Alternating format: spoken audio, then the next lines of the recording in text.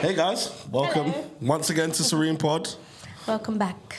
Excited to be back. Obviously, myself, Mark. Yeah, Selin, you know us. I feel like they know us. They know us now, don't I feel like they should know us well enough now. I think so. But yeah, as per usual, we need to update, see how everybody's doing. We have an amazing guest, but we'll get to that. And actually, I will let Selin do that intro because I feel like no pressure. Yeah. But this is the best intro you'll have to do. Okay. So it has to be No A1. pressure. No pressure. But before that, any updates? Anything happen? How have you been? Yeah, been good, busy.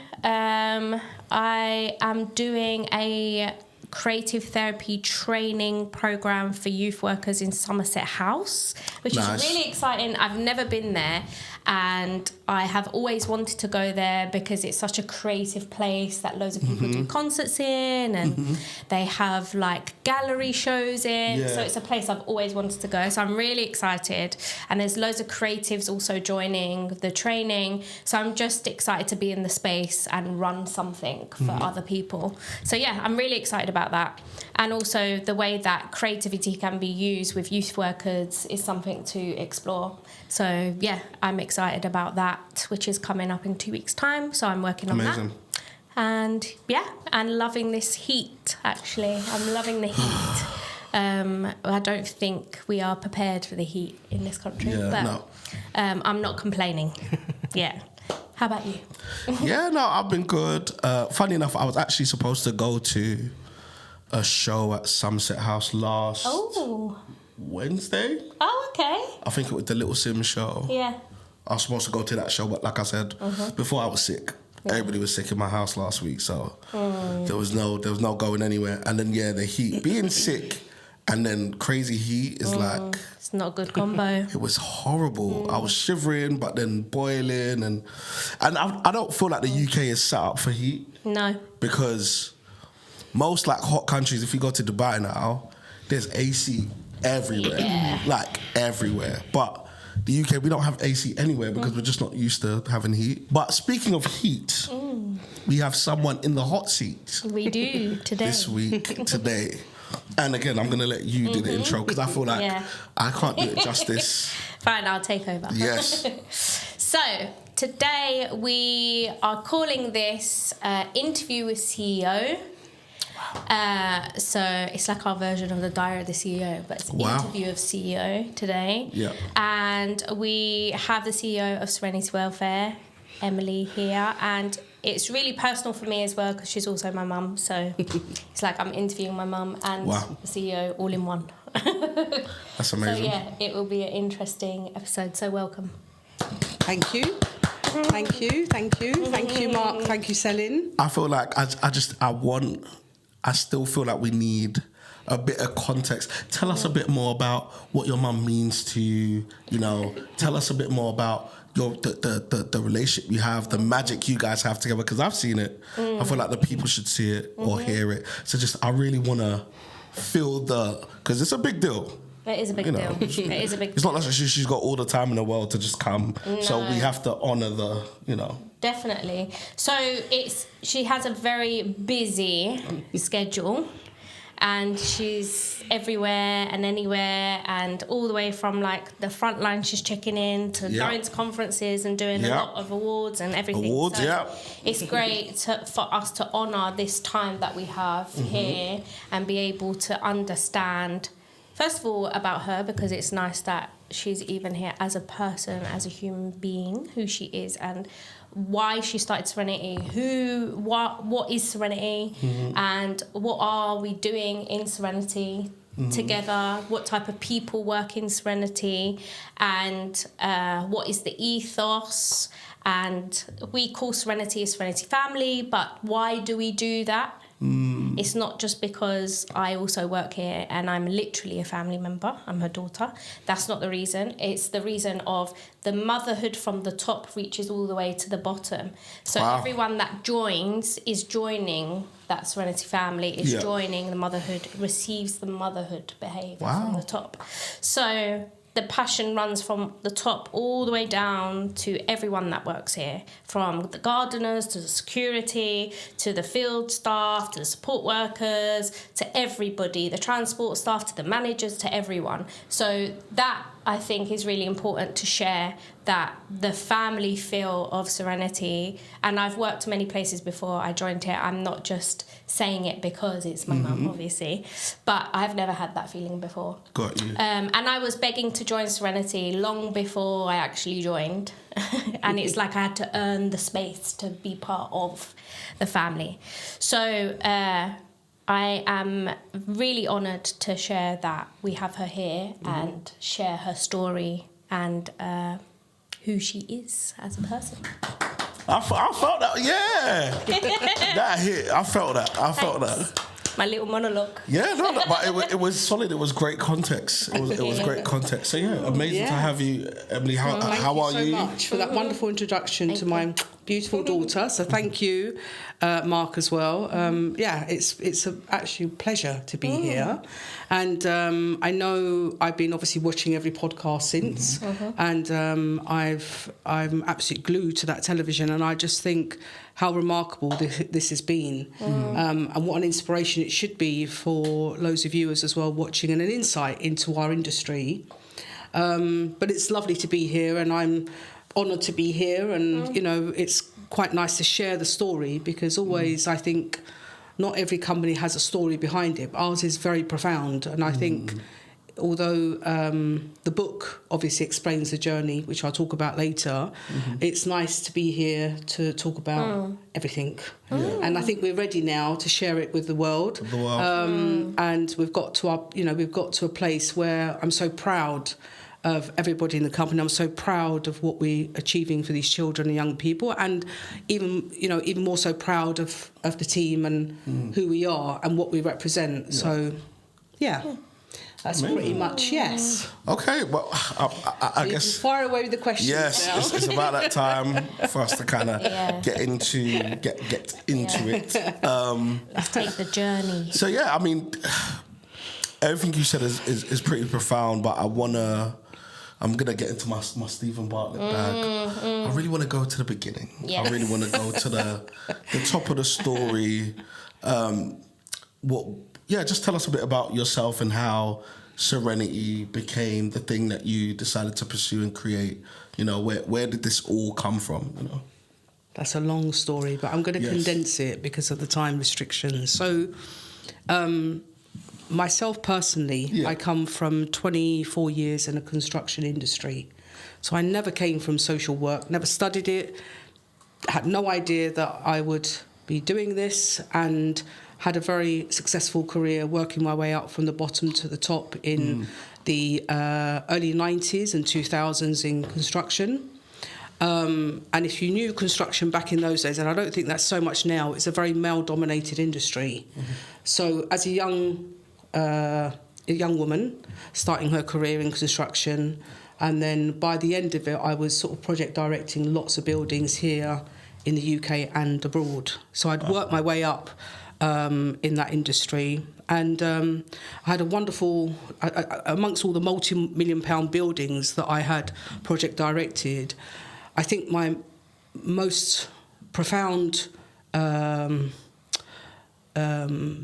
site and project was being posted to West Africa on a government project in Bamako in Mali, where we were knocking down the mud shacks literally in the villages near the desert, near Timbuktu, and building social housing. And for me, that was very rewarding, to be able to give those wonderful children, those people, proper sanitation with proper bathrooms and kitchens and everything else. And for me, that was amazing.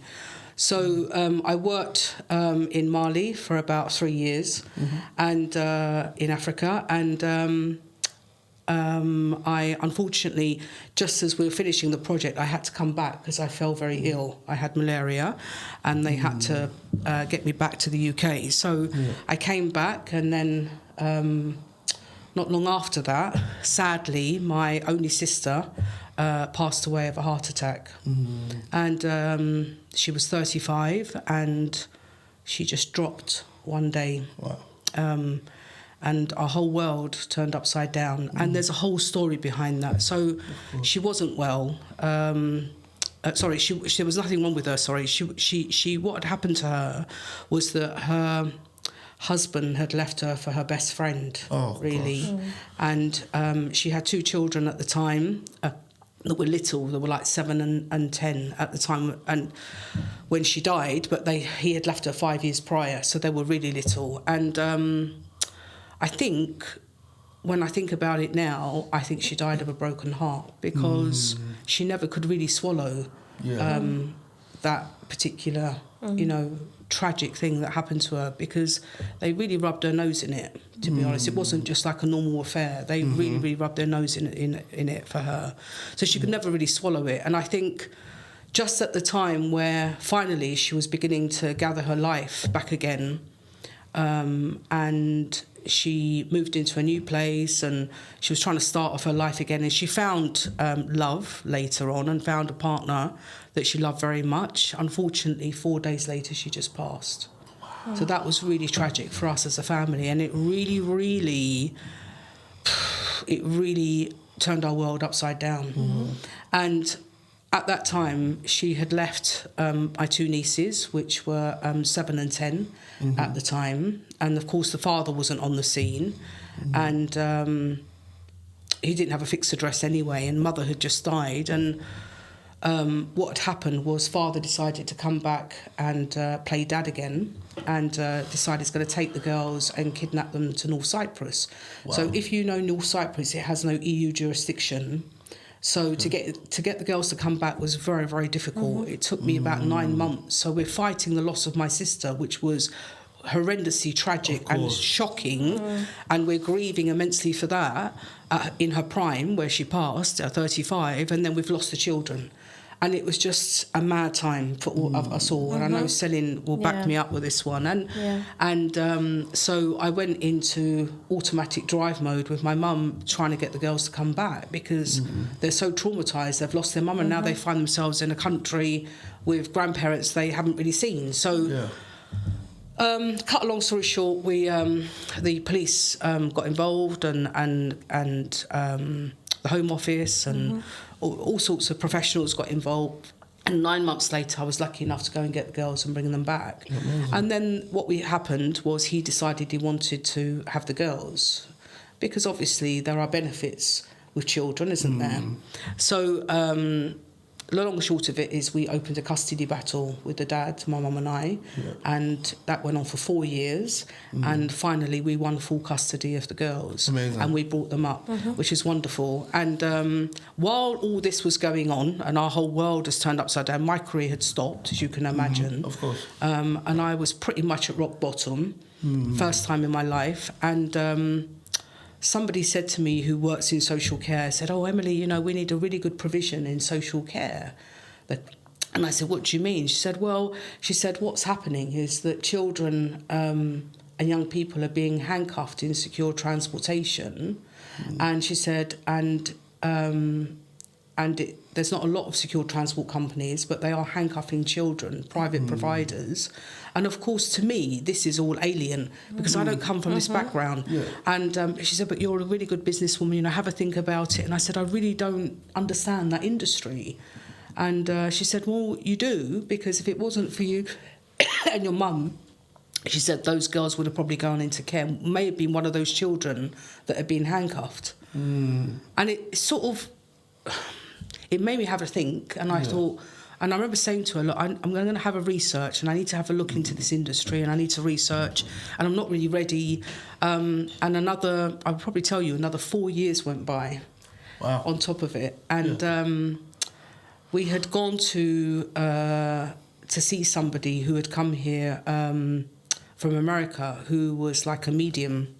And not because I thought I'd go and get a message from my sister or anything, but she bought the tickets and she said, "Let's go." And it was a very famous medium in America, and he was in the in Victoria, London. He came to one of the big halls there. So while we're in there, I remember at the time there was hundreds of people there, and all of a sudden I had this epiphany, and I could see serenity. and what we needed to do, and the vehicles and everything. And it was almost like a calling. I remember thinking to myself, oh my goodness, I need to go home and I need to write all this down, because it felt like a calling. And I rushed home that day, never forget it, November 2016, and literally started to set up the business. I could see the vision. I could see exactly what we needed to do. And then launched. Company was registered 2016 November. Set it up throughout Christmas, and then found an office, and then opened February 2017. Amazing. Yeah. Wow. Yeah, so it's quite a story, and I'm just giving you the headlines there, but I know very much, I feel like it's her legacy. And I know that, you know, I feel like we're doing, you know, the divine's work, because I think the way that the business has grown so dramatically over the 9 years, it's not normal. For a business to grow, but to service, and the way it's grown, and to help hundreds of children and young people that we have in those 9 years so far, it's not normal. So I know that there's a plan. So I know I have a plan, and I have a vision every year. And I write that vision and I share it with my team, and then we have that roadmap that we need to follow. But usually we every single year we meet all of those all of that vision for that year, that roadmap, and exceed it. So I know that it sort of wants to keep going at different paces, and it's pretty much me that's obviously steering the ship with all these wonderful, you know, team around me. And we get there. We do get there. And it's just that I find sometimes it just wants to run a bit too fast. I've got to keep pulling it back. But I love what we do. And I know the children, or my nieces, who are now 23 and 23 and 21, soon to be 22, are very proud. Very proud of this business, and very proud of what it stands for, and so much so that I wrote a book about it, and lots of other things are in there as well, of course.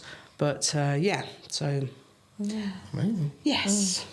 So that's really the headline of how it started, and it has grown. It has grown. And it grew so it started as a secure transport company. So let me just tell you that. However, the vision was that I was going to transport our children in prestigious cars. Why? Because I thought they deserved to be treated with pure respect. Children in care, unfortunately, are a taboo in our society, and no one wants to talk about them, and they're just shoved to the side. And when actually they're the children, young people that need the most attention, the most, you know, direction, the most nurturing, and the most love, because that's all the things they're missing. And why should they not be transported in prestigious cars? Because actually, why should they be put in vans and padded grilled cars? And why is that necessary? You know, we're not talking about the criminal justice system, we're talking about vulnerable children in care. So I went to Mercedes. That was my first choice, a vehicle. And I said, I want a credit line, because I would like to transport children in care in prestigious cars. They thought I was off my rocker, frankly, because I'd just opened the business. And they said, you don't have any credit. And I said, look, just give me a chance. Just issue me with one vehicle and get me started. And in all fairness to them, it went all the way up to the MD at the time of that particular branch, and he loved the idea, and he did. He issued me with my first car, which was great. The first company car we had was a GLA. And back in those days, that was quite a prestigious car. Still is. So that's how it started, and then I thought, okay, now I need to think about the staff, because they all get transported in handcuffs, but we're not going to do that. I will never own a pair of handcuffs. So I've got to find that kind of nurturing staff who would be able to mentor while on journey and make them feel as comfortable as possible.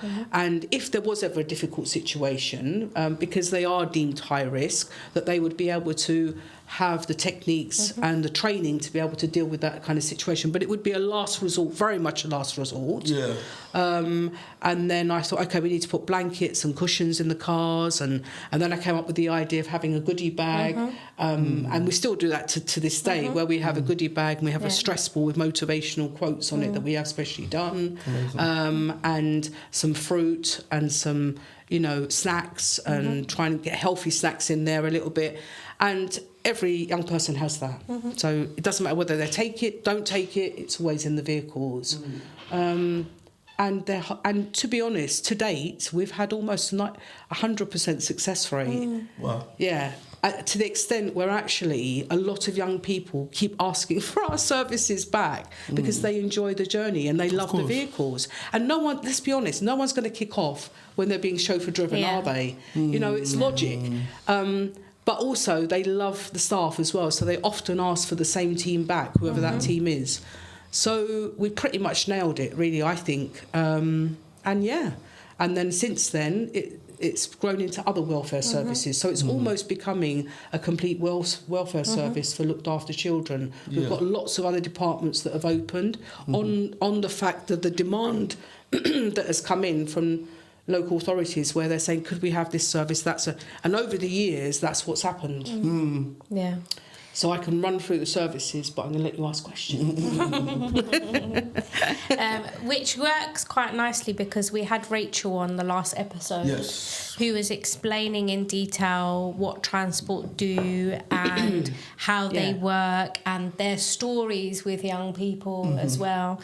And again, like having a team member on from Serenity that does transport, you see the passion that comes from the top, as you explained how Serenity opened and why it opened and your background and your journey. The passion comes across from there, and as well as having Rachel on the last episode. Again, it's just everyone has that same passion that joins the Serenity family. So it kind of all aligns with what you were saying in terms of who you recruit to join Serenity as well. My question is, the journey that started, and obviously we lost my auntie and that had a massive impact on us all. And yeah, definitely. And it was sudden, so we didn't see it coming at all.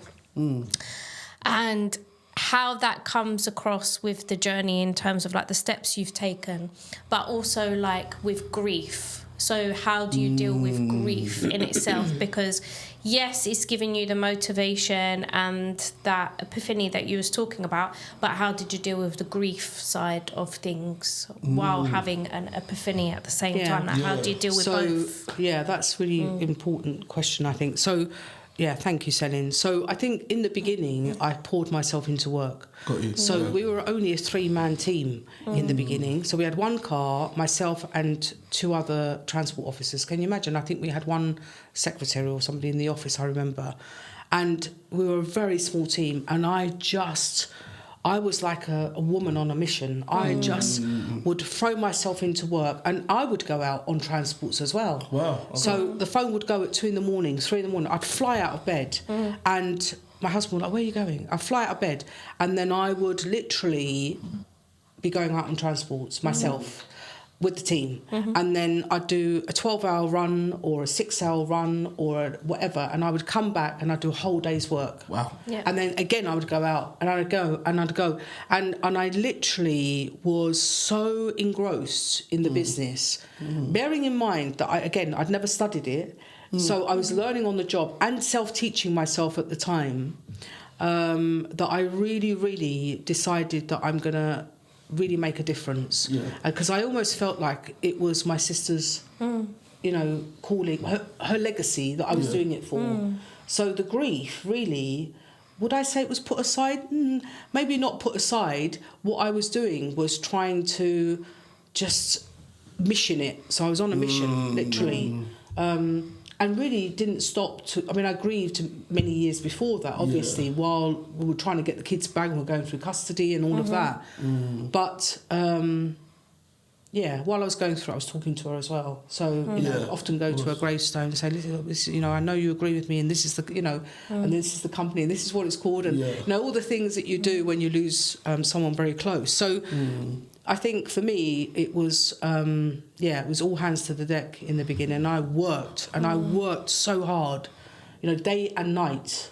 And then in the May of that year, the first year of trading, things started to take a turn. Yeah. And we, I went out on a transport, and we did a brilliant transport with a young person who was extremely deemed high risk.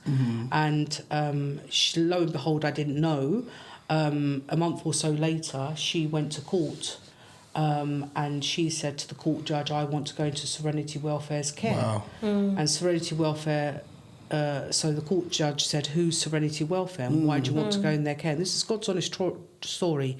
And she said, well, because Emily and her team are the only company I've come across that understand children in care. Wow. So he said, could you bring me a laptop in the courtroom? I want to have a look at the company. So he brought the website out, read the mission statement, shut the laptop, and said 3 to 6 months placement to Serenity Welfare.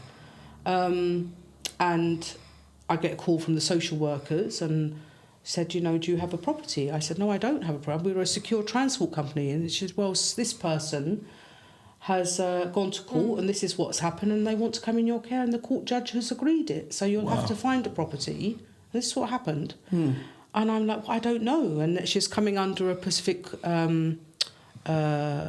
so it's something called a DOLS, which is deprivation of liberty for a child that the court judge can actually sanction. I didn't know what that was. I had no idea. So I had to Google that. It just was a mad time. And within 2 days, I managed to turn it around. Wow. In the sense that I had to, because it was a court order. And that young person I had to go and see, she was in a secure unit. And and 2 days later, she was in our care. And I won't even go into detail how I managed to do it, but it just elevated us from here to here almost overnight. And the whole business just took a completely different turn. And then every other service has more or less been the same, hasn't it?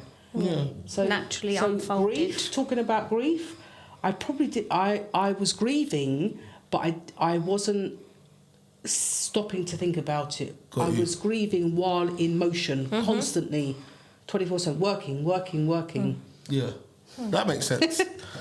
So yeah, it's quite a journey. Yeah, so I really wanted to ask, because obviously I can imagine being in that position, and you know, oftentimes with a lot of people that experience grief, it sometimes is easier when you do have like a mission, a thing, because it's almost like it makes your pain very useful. Like you can use this pain to drive you to this thing. But for a lot of people also, then there often is that moment where they've completed the mission and there's a lot of the release of the emotion. Did you have that moment where you kind of were like, wow, like we've done it, you know, and this is, you know, I've made this work, you know, for my sister, her legacy lives, like, you know, did you have that moment? No, I don't think you ever, you never stop to look back at your journey, do you, when you're on a mission? You should really stop and reflect, but I don't think even now that I've really stopped to think, wow, we've made it. Because I think I had a little bit of that when I finished the book, The Journey of Serenity. I had a little bit of that where I was reading back the book, of course. Before it was being published, and I thought, wow, that's, you know, it's like a film, you know. It's but the wonderful thing is, where I take great pleasure is seeing the children and young people when they're in our care and they change. You know, they come, you know, really traumatised, and they come with their really challenging issues, and actually by the time they're halfway through their journey with us, I can really see the difference and how they, you know, start healing. And that's when I start to think, you know what, we're getting there. We're actually making progress, and there's been lots over the years, hundreds, I would say. Yeah. So, but I haven't really stopped. I think that's only going to happen one day when I'm old and grey and I've handed the reins over or whatever, that I actually look back on the journey and think, yeah, you've done it. Mark, that's a really good question, because you've just given me some food for thought, because I do reflective practice with the staff. Yeah. But I don't do it with mum, actually. Yeah. And that's actually a really good idea. So you've just given me some food for thought. Because I know I'm very, especially if you're like business savvy and you work, work is like it's often, because some people think it's crazy, but sometimes work is such a comfort to make things happen, and and so I know that in different stages of life, with especially uber successful people, work almost is the thing that it's almost like an escape to just work. And sometimes you don't get those moments to say like, wow, we've done it, or at least even just kind of look and be like, wow, like I'm really proud of this. And I really hope that you do get that moment, because you have built something that you, of course, should be really proud of. And I guess even speaking about the book, because I guess that, again, for a lot of people, funny enough, so I've got a good friend who's like a comedian, he's written 2 books. This is his 2nd book. And it's exactly the same thing when he talks about this book. Because this book is more about his life, it's caused him to face a lot of things that he just, pushed to the side because he had to keep going. So how was the process of writing the book? Tell us about the book, So, funny enough, again, this was something that my sister was doing before she passed. Wow. And she had already emailed me 4 chapters of her book that she had done. And funny enough, she made me promise that one day, if anything happened to her, that could I finish her book. Wow. So I took myself off somewhere abroad for about 6 weeks, tried to start writing, didn't happen, couldn't do it. Found it too emotional, couldn't do it.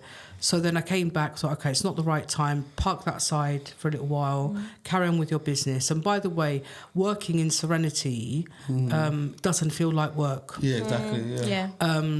It really is, feels like every day it's a calling and it's a mission. So it doesn't feel like, it's a different kind of stress. Yeah. So, and then one year, about 2 years ago, I think it was, I thought, okay, this year on the vision, January, this year the book is going to come. And I thought, okay, so I'm too busy to sit and write pages and pages of my life. So I'm gonna get myself a ghostwriter, which I thought was a wonderful idea.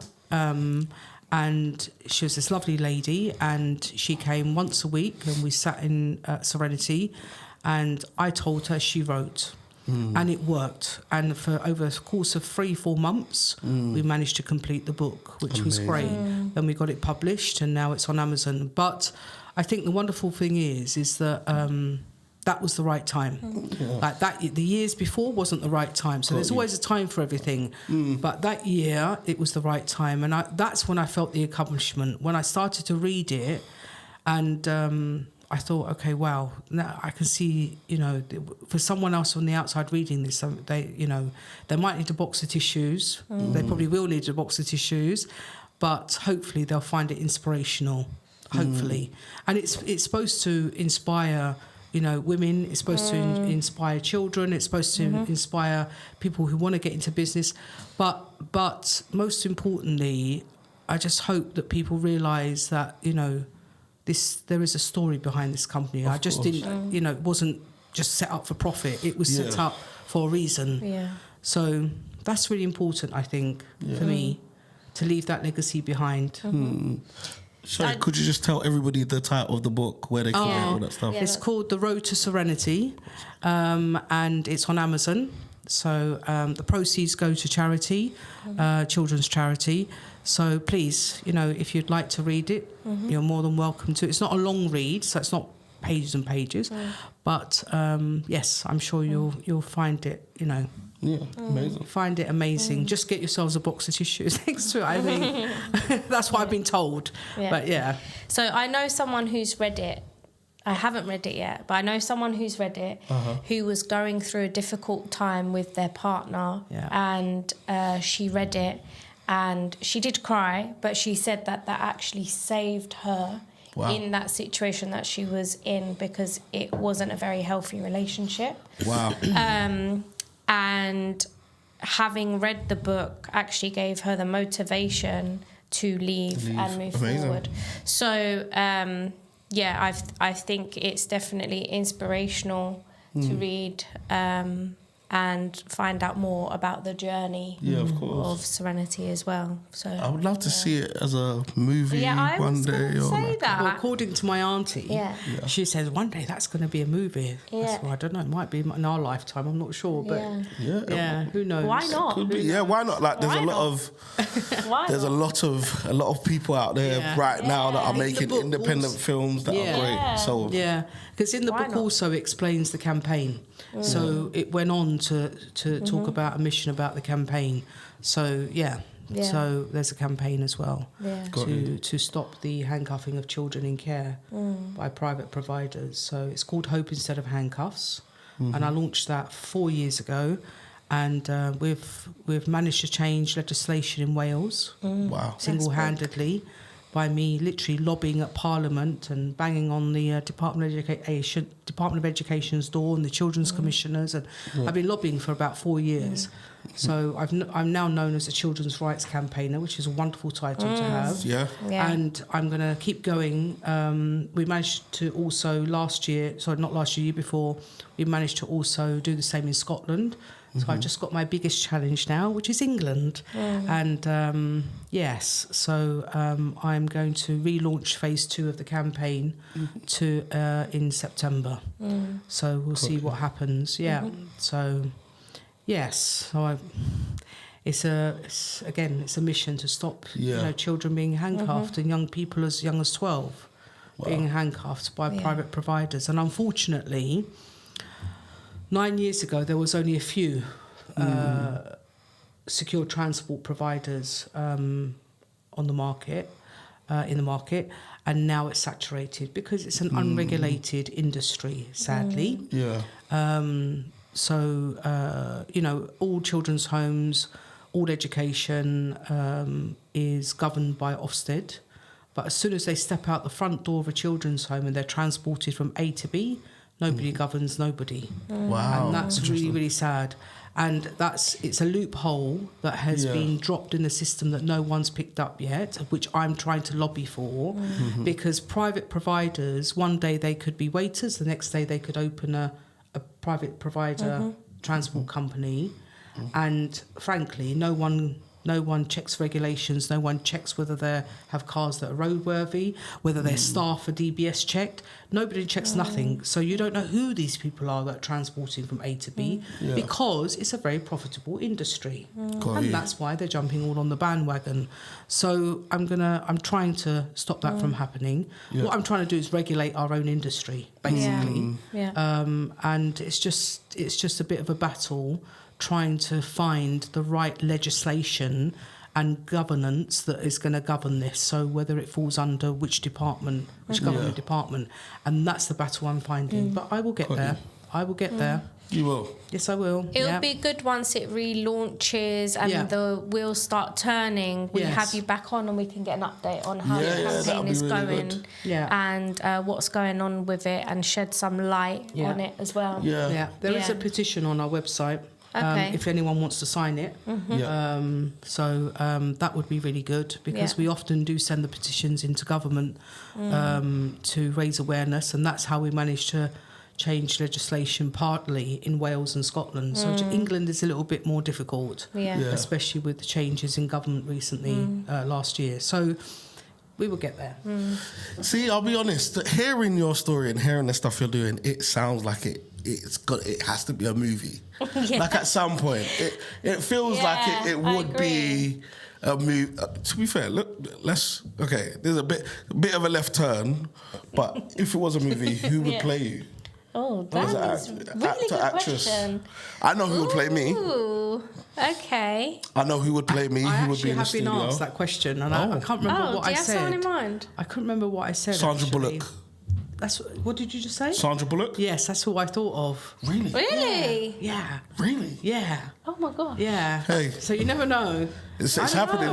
Idris Elba. Well, only because Yeah. because she had a film, didn't she? Yes. The was he footballer? Was he an American footballer? And The Blind Side. Oh, yeah, Blindside.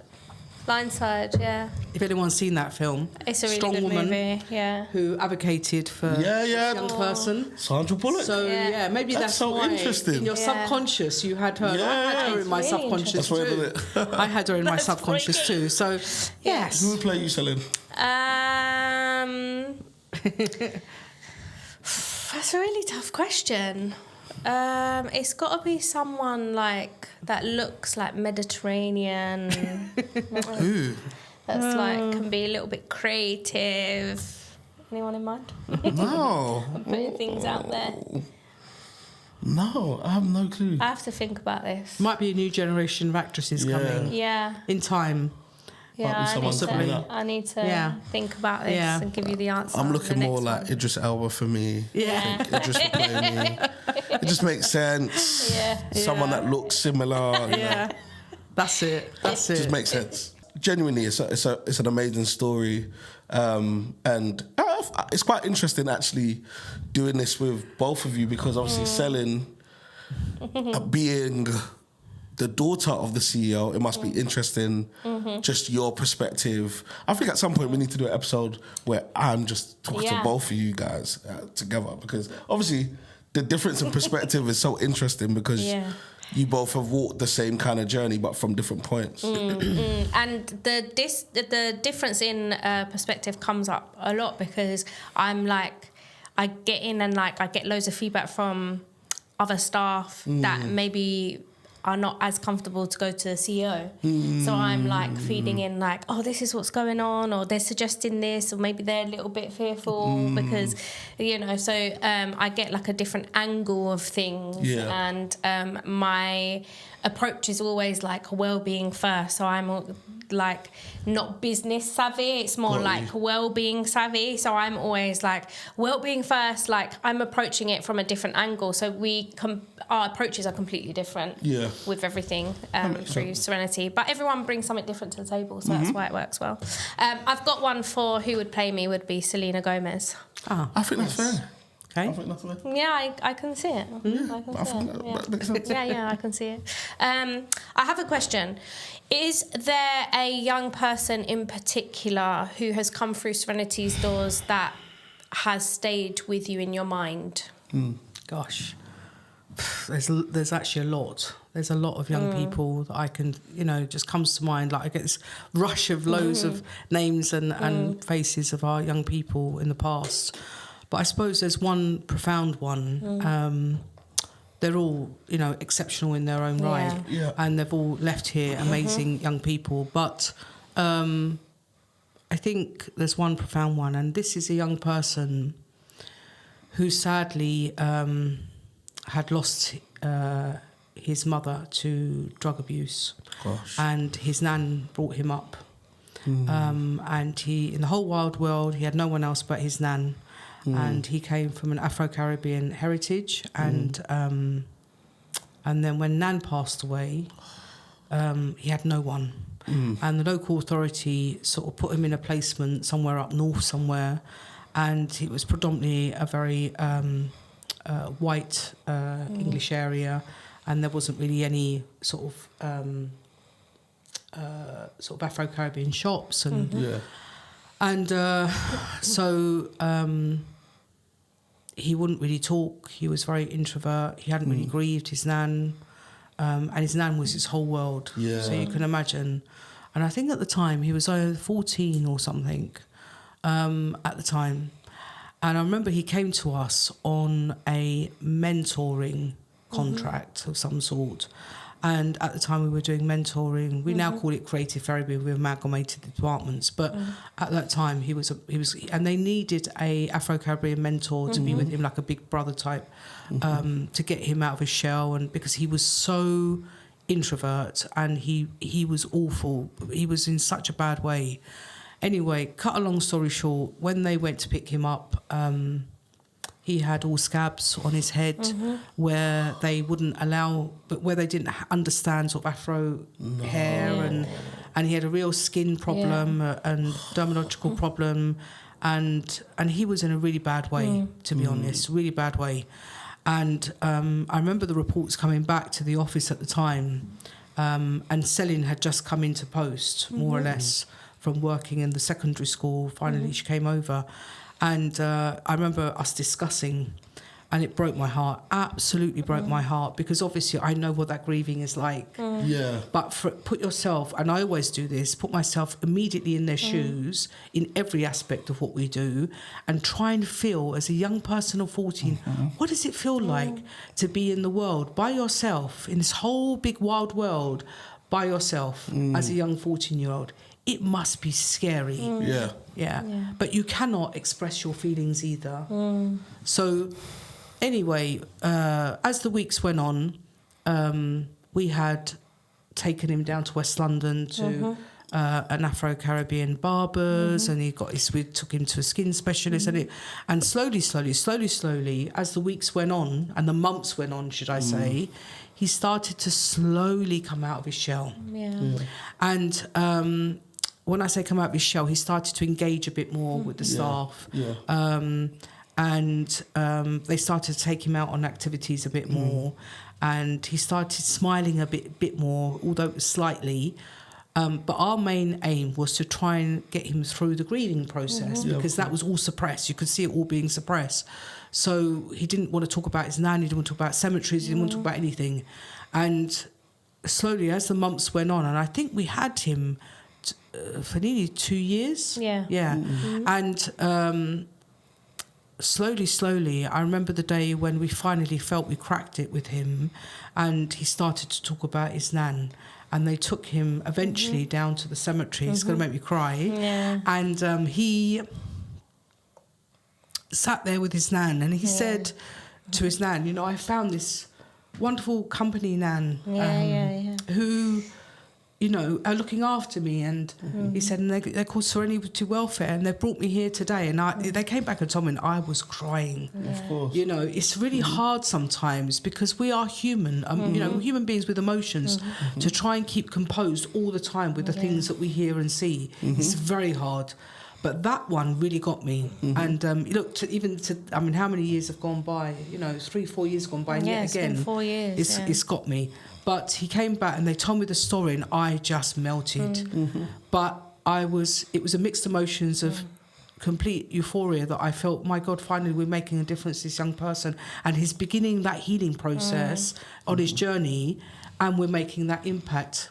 Anyway, that 2 years went by, and he became a young man, and as in a young independent. So he's going to go into semi-independent living. And we got him to the local authority found him somewhere to go, which is a supported living accommodation, which means he's got his own place, but they go in and they support every now and then throughout the day and night. But of course, he's got nothing. You know, he's got no parents. He's got nothing. He's got nothing in the world. And I remember the local authority saying, "Oh, we've given him a budget for X amount, and he can buy some furniture." But of course, that's not going to be enough. I remember going to Celine and saying, "Celine, just go and get, you know, put some money on our card, because we've got like a pay-as-you-go top-up cards for the staff, and please go and buy him like a television and, you know, an ironing board and an iron, all the things that you need to set up a home." And we covered the rest of the expenses out ourselves, which we do quite, you know, and I wouldn't even think twice, and I do it quite often sometimes, because he had nobody in the world. And I know we kept up to date. We had updates after he left, and he's doing really well. He went on to further education, you know, and he's doing really well in the world. But he's, you know, he's on his own. So I hope one day he finds himself a nice young lady and gets married and has children. But that journey we took him, that really hard journey through those 2 years, he healed. You know, he started the grieving process and his healing started.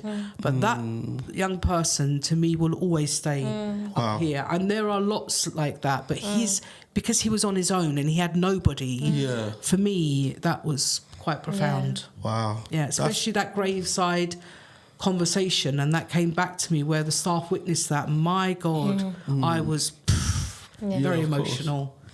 Yeah. Wow. And if he's listening, then we hope that he is okay. We hope he's doing really well. And if he wants to reach out, we're more than happy to have 100%. A conversation. Yeah, 100%. Yeah. And I want to say thank you because, you know, a young person like that I see myself in, you know.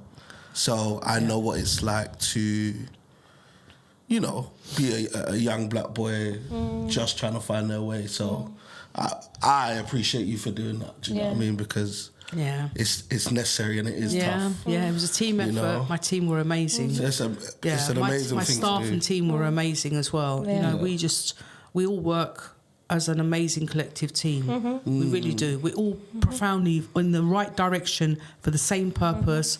And the passion comes from everywhere for us. And it was really important when we had that young person, and with every young person we have, we do a matching process. Of course. So we match up the right staff for the young person who will provide the best support, because everyone brings something different. Yeah. And the mentor that was working with him was also Caribbean and taught him like how to cook Caribbean dishes because he moved into his own home. Yeah. And also he had the scalp issue because when he was living up north, they were using normal like English, like you know, L'Oreal. It was Head and shoulders. A lot of really which hard damaged his scalp. It damaged his scalp.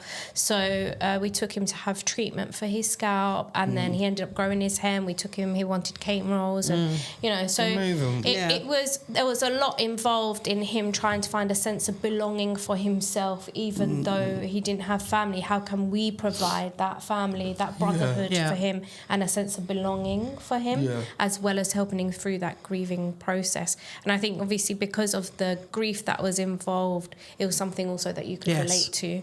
So it was quite personal. And and the job is emotional. And I always say we're human and we go through those emotions, you know, and that's important because that's how we relate to people. 100%. Yeah. So it sounds like, and correct me if I'm wrong anyway, it sounds like that was a bit of a highlight. Was there any other real highlights, or has there been any other really like high moments in this role for you, and then has there been any really low moments in this role for you? Of course there were. You know, we're not in a normal industry where we're just selling something. You know, we're in a service industry servicing society's most vulnerable children and young people, and every day is a different day. It's like literally you don't know what you're going to get. And I wake up in the morning and I think, okay, this is what we're going to get today. And you think, okay, give it to me. And then you know, every day we have our challenges, trials and tribulations. But at the same time, it's extremely rewarding. Of course. And I know you know most people say that in this industry, but it genuinely is for us. And we see every challenge or every young person who's highly challenging as a challenge that we're going to rehabilitate. We're just going to rehabilitate, and all Serenity is about rehabilitation. We take on, you know, the most highest risk young people. We take them on. You know, whereas other providers will go, oh no, that will affect our Ofsted rating. No, we about rehabilitation. Yeah, of course. So there's been really high moments. And there's been loads over the 9 years, you know, won many awards, and that's wonderful. And, you know, Businesswoman of the Year award 2 years in a row, which was quite, I didn't even know I was nominated, but there's been lots of awards. We won the Sunday Times Best Place to Work in health and social care only last week, 2 weeks ago. 2 weeks ago, And that was amazing. So we got 22% above national average success rate for our employers and our staff, which is massive. 96% success rate overall. So we won, for health and social care, we won the Sunday Times Best Place to Work, which is a big achievement in our industry, very big, to find happy staff. Yeah, of course. Very big.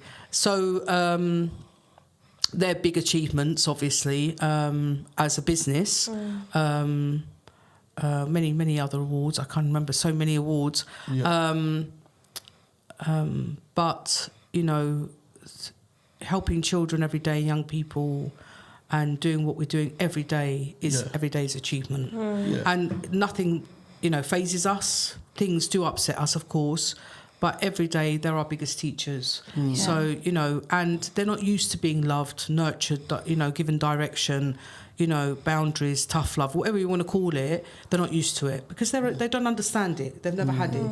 So it's when we start to implement that, they do try and sabotage and they don't understand. And when they realise, actually, we're not giving up and we're just going to carry on, then eventually they go, oh, you lot are different. You do care. Yeah, so that's when they start to see. And that's across all services of ours, whether it's 24-hour hospital watch, crisis support, our residential children's homes, transports, wherever, that always is the case. And then they never forget us, and they never forget. And even when they leave our care, they're often trying to keep in touch on social media or send letters, emails, whatever the case is. I mean, the accolades we have downstairs and the cards and the thank you letters. I mean, we need now a case, don't we? Literally like a filing case to put them all in. So that's amazing. That's the highs. I can't really tell you.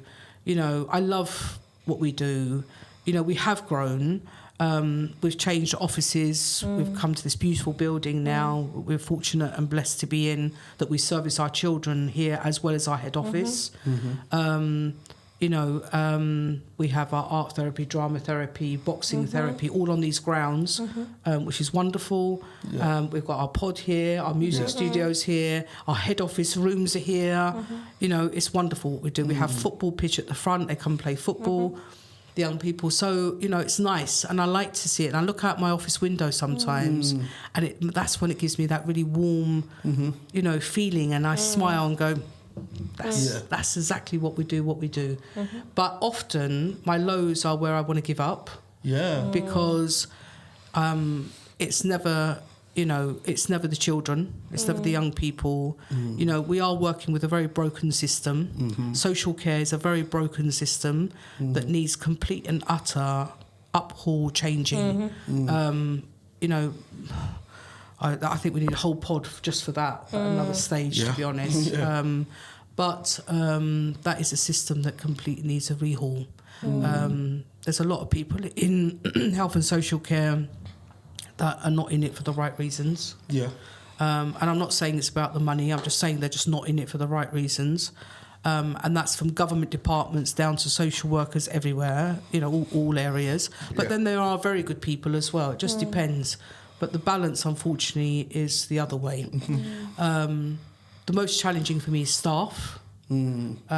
Staff is the biggest challenge, and that's probably my lows where I think I've had enough. I just want to sell up and go. And then every time I get to think like that, where I've literally exhausted myself, where I'm burnt out, I get a letter or a box of chocolates or a cake that one of our young people have baked and they brought it to the office. It's almost like a sign from divine saying you're not giving up yet, and it comes, and I think okay, so you sort of dust yourself off and get on again. But staff is the biggest challenge. But if you speak to any CEO or any director or any head of department or whatever the case is that are running and managing people, that's the biggest challenge. Because it's not like how it used to be back in my day when I was working construction. And I always say, it wasn't like this in construction. I always say it. Health and social care is very challenging, and it does seem to attract a lot of, different calibre of people, should I say. And we've had our fair share of bad apples, but then every industry has. But I have to say we have a very good team. And the people that are here have been here longevity. I've had staff that have been with me from day one that are still here, 9 years. We've got length for services, 8 years, 5 years, 6 years. People who generally come and here for the right reasons are here for a very long time. But the ones that are the fly-by-nights, as I call them, are not here, they're quickly exposed and then off they go. And, I think as we elevate, and this is a known fact, and as we ascend, we're going to drop people. And that's what happens generally in life, but in business, that's what happens. So as you start going up and going on to bigger, better things, or trying to, make bigger changes to service humanity, our children, young people, then these people will drop, and I've just gotten used to that now, basically. So it doesn't faze me. So, yeah, that I would say staff is the biggest challenge and my lows, but my biggest highs are what we've achieved, and especially for our young people. Yeah. So, yeah. That's amazing. Yeah. That's amazing. Yeah. I would then say the last thing that comes to mind then is, because you've spoke about the book, you've obviously spoke about Serenity, and we have campaign. And the campaign, and we Yes. spoke a lot about obviously the social care aspect, the young people, but obviously there's a business mindset that you have and a business background that you come from. So I guess the last thing I would ask you is, what advice do you have for young people that want to get into business, want to build businesses, want to, be CEO Emily one day? Like, what would you say they need to do? I think they need to get behind their passion and believe in their product, whatever that is, whether you're selling something, whether you're servicing, something or somebody.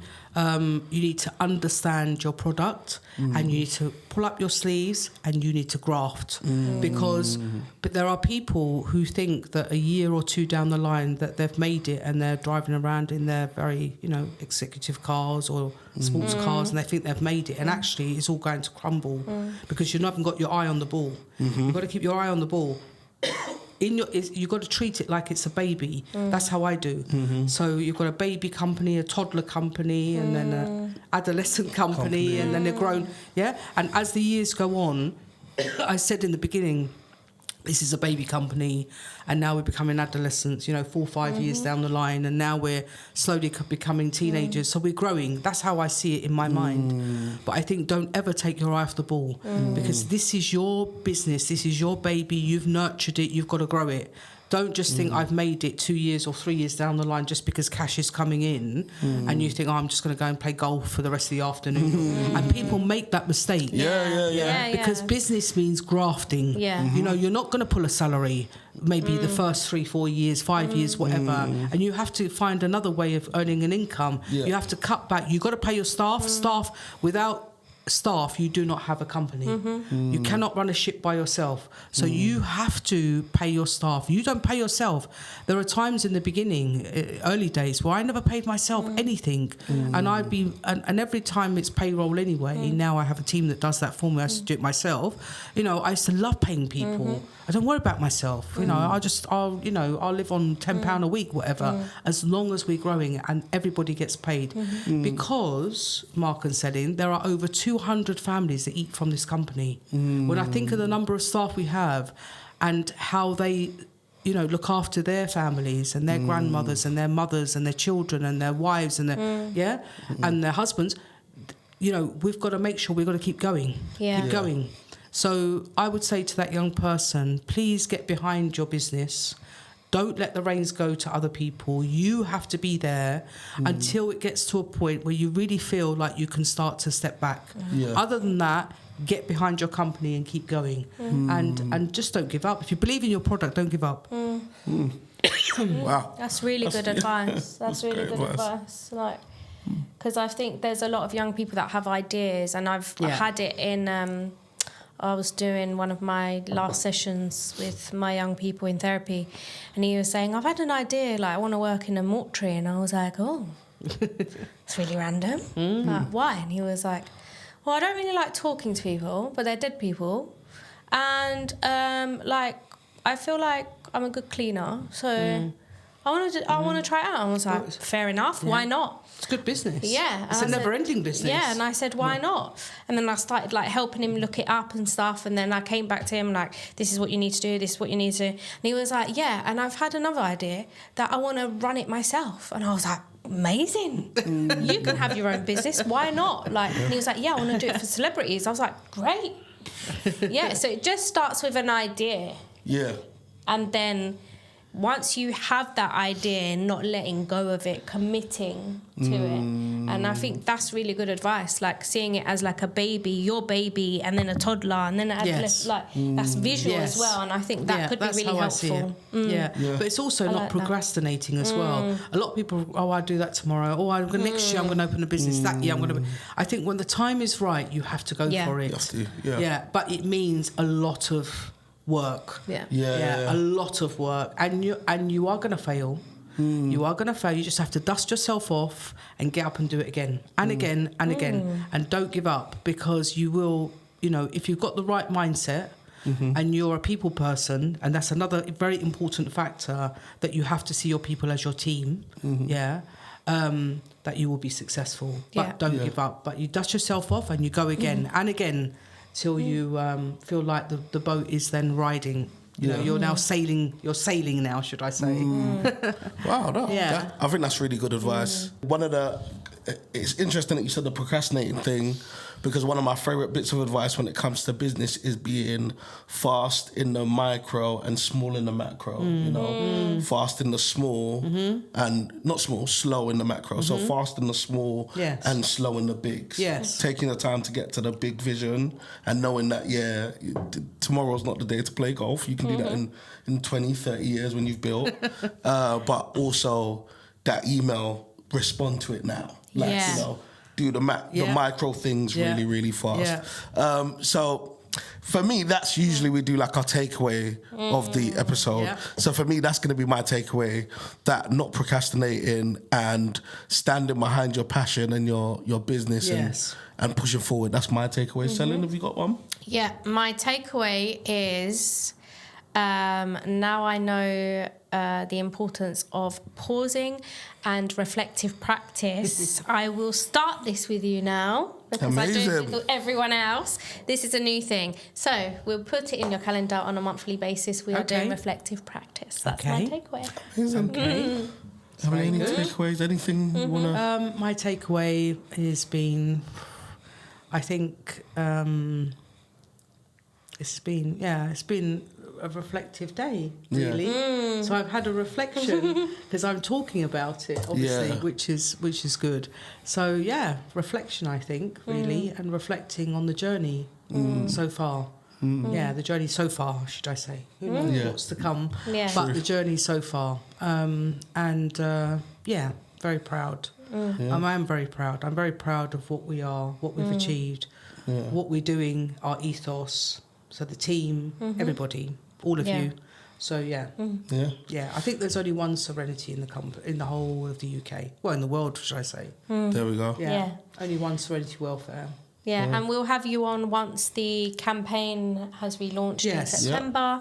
And we'll get an update on that. And we're excited to see the more that you do, and you continue to conquer things and give Sandra Bullock more work for when the movie's made, so that she can really fulfill the role. She has to have an end. So we have a beginning, we have a middle, and then she has to have the end. So we've got to keep going. Got to keep going. So another amazing episode. Thank you for coming. Thank you. We'll see you next time. Yeah.